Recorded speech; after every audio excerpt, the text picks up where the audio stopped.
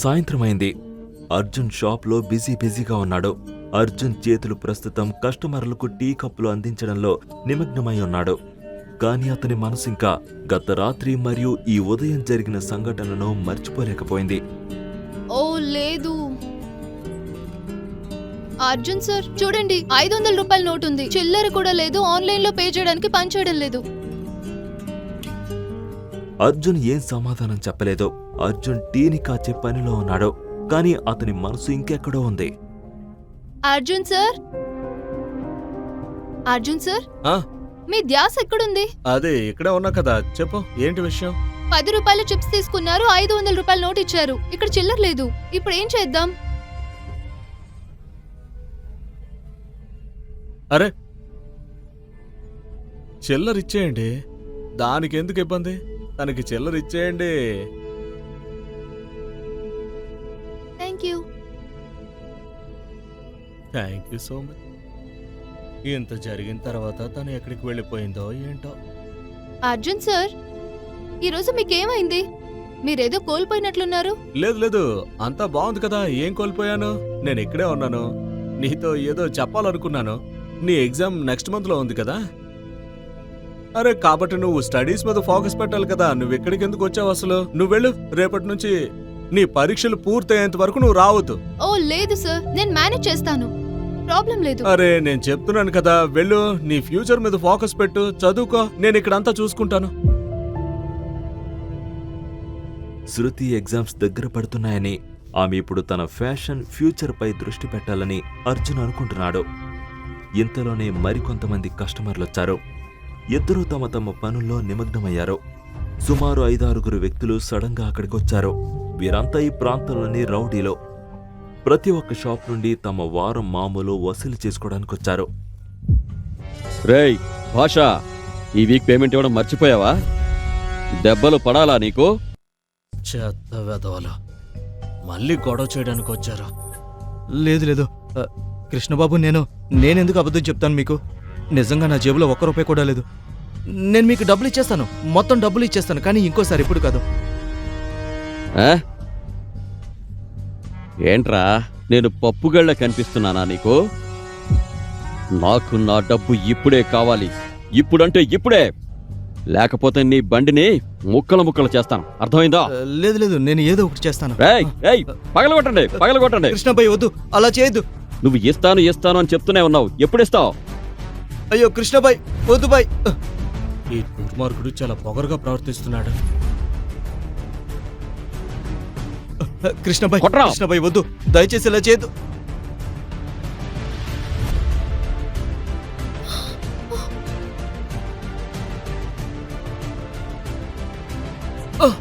Arjun sir, Arjun sir, చెప్పాను కదా నేను బానే ఉన్నానని. ఇంటికి వెళ్ళు. లేదు సార్, మిమ్మల్ని పరిస్థితులు వదిలి నేను వెళ్ళలేను. నేను బానే ఉన్నానని చెప్పాను కదా, ఇంటికి వెళ్ళు, నేను ఇక్కడ చూసుకుంటాను. ఏరా, నీ స్టేటస్ నువ్వు మర్చిపోయావా? నీ షాపుని పగలగొట్టాల్సి వస్తుందనిపిస్తోంది. నిన్ను చూడు, మర్యాదగా చెప్తున్నాను నీకు, ఇక్కడి నుంచి ఎలాంటి గొడవ చేయకుండా వెళ్ళిపో. మామూలు కోసం వచ్చావు కదా, నీ మామూలు వసూలు చేసుకో, వెళ్ళిపో. కానీ నువ్వు చట్టాన్ని నీ చేతుల్లోకి తీసుకుంటున్నావు. తీయమ్ముకునే వాడివి నువ్వు నాకు రూల్స్ చెప్తున్నావా? అయితే జాగ్రత్తగా వినో, ఈ రోజు నుంచి నేను కొత్త రూల్ పెడుతున్నాను. ఇక్కడ నేనే రూల్స్ పెడతాను, నేనే బ్రేక్ చేస్తాను. అందరూ వినండి, ఈ రోజు నుంచి నేను ఒక కొత్త రూల్ పెడుతున్నాను. అందరికీ డబల్ అమౌంట్ ఇవ్వాలి, అర్థమైందా లేదా?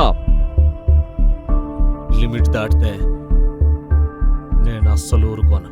ఏయ్, పగలగొట్టండి రా. శృతి, ఇక్కడి నుంచి వెళ్ళిపో. శృతి, పారిపో ఇక్కడి నుంచి. శృతి, వెళ్ళిపో ఇక్కడి నుంచి, వెళ్ళిపో.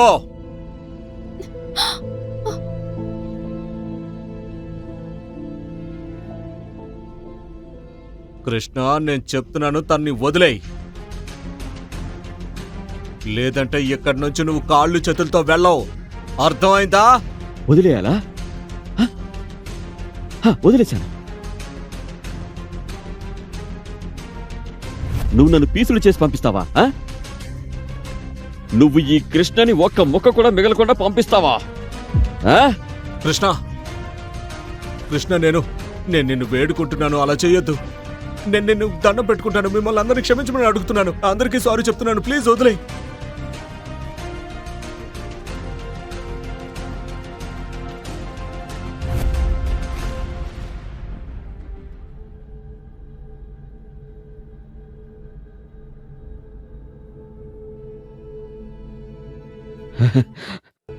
పోలీసులు వచ్చారు.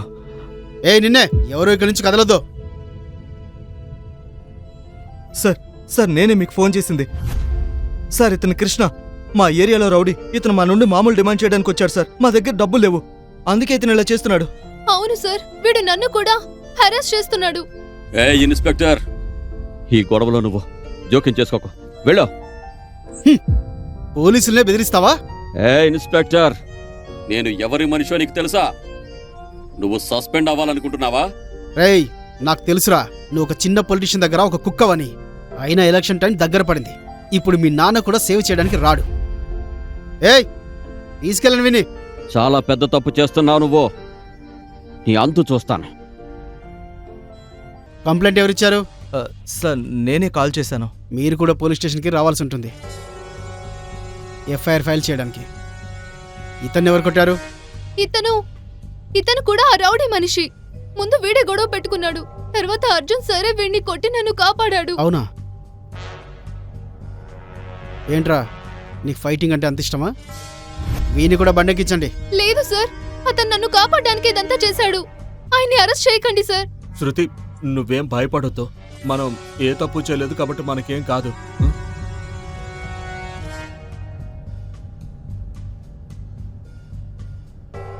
వీడి కోసం అంబులెన్స్కి కాల్ చేయండి.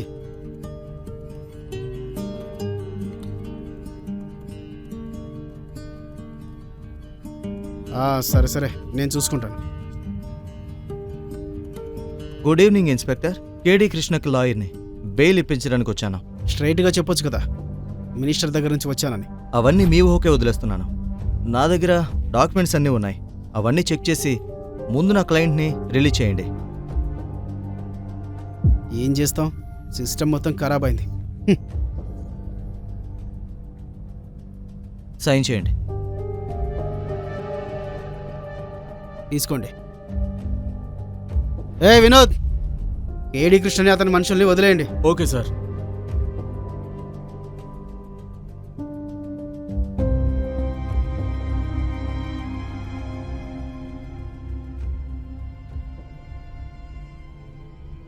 ఇన్స్పెక్టర్ సార్, ఏంటిదంతా? Madam, this is system. ఏం చేయగలం? అయినా ఇప్పటికే చాలా లేట్ అయింది. మీరు కూడా ఇంటికి వెళ్తే బెటర్. ఇన్స్పెక్టర్ సార్, కానీ ప్లీజ్ అర్జున్ సార్ని వదిలేయండి. ఆయన కేవలం నాకు హెల్ప్ చేశారు. చూడండి మేడం, ఇతను కొట్టిన రౌడీ ఉన్నాడు కదా, ఇంకా హాస్పిటల్లోనే ఉన్నాడు. ఇతని మీద ఎలాంటి కంప్లైంట్ లేకపోతే రిలీజ్ చేస్తాం. అర్థమైందా?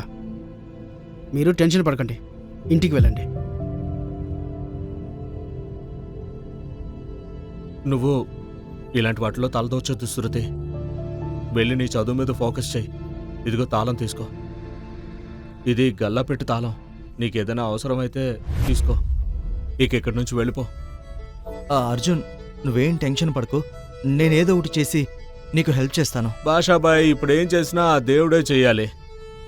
నా కళ్ళ ముందే వాళ్ళందరినీ బెయిల్ మీద బయటకు పంపించేశాడు, చూసావుగా. ఇప్పుడు కాసేపట్లో ఇన్స్పెక్టర్ గారి టేబుల్ మీద 6-7 స్వీట్ డబ్బాలు వస్తాయి చూడు.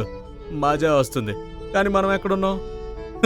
మనమైతే జైలు కూడా తినడం అలవాటు చేసుకుంటేనే మంచిది. ఏ అర్జున్, నువ్వు పిచ్చి పిచ్చిగా మాట్లాడుకో. నేను చెప్తున్నాను కదా, నీకోసం ఏదో ఒకటి చేస్తాను. అయిపోయిందా? మాట్లాడడం అయిందా?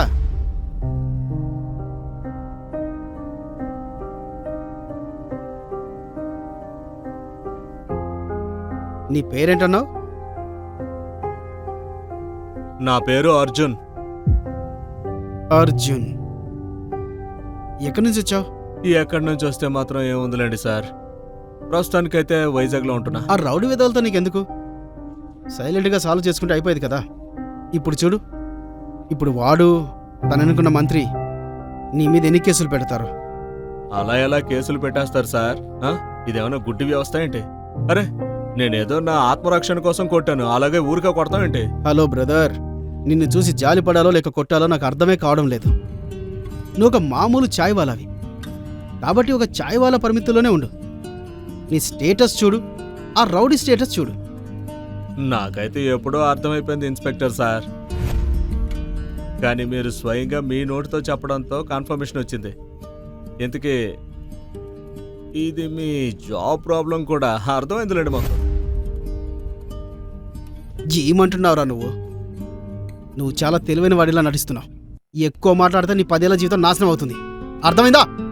ఇన్స్పెక్టర్ శ్రీధర్, జై హింద్ సార్. సార్ మీరు ఈ టైంలో అర్జున్ ఎక్కడున్నాడు? సార్ మీరు ఇతని గురించి మాట్లాడుతున్నారా? ఇతనికే కదా ఆర్కే బీచ్ దగ్గర టీ స్టాల్ ఉన్నది. అవును సార్, ఇతనే. కానీ మినిస్టర్ మనసుతో గొడవపడి వాళ్ళని చాలా గట్టిగా కొట్టాడు. ఏం చేయమంటారు? కేసు ఫైల్ చేయమంటారా? మీకు ఇంకా ఇన్ఫర్మేషన్ కావాలంటే లోపలికి వెళ్ళి మన స్టైల్లో ట్రీట్మెంట్ ఇవ్వనా? నీకేమైనా పిచ్చి పట్టిందా? సార్ అతన్ని వెంటనే రిలీజ్ చేయి.